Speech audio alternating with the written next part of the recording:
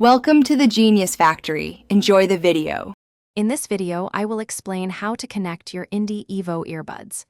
We'll cover the initial pairing process, how to perform a full reset if you encounter any issues, and some helpful tips to ensure a smooth and reliable connection.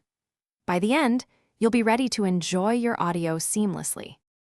For your first time pairing, begin by taking both Indy Evo earbuds out of their charging case.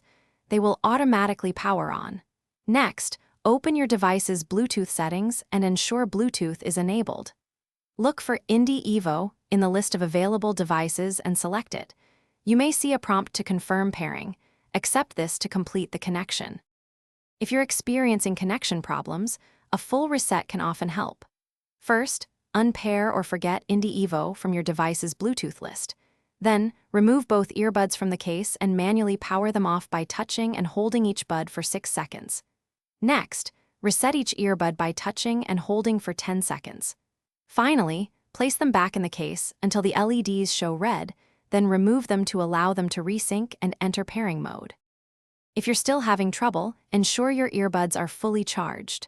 Sometimes, low battery can prevent a stable connection. Also, try turning off Bluetooth on any other nearby devices that might interfere.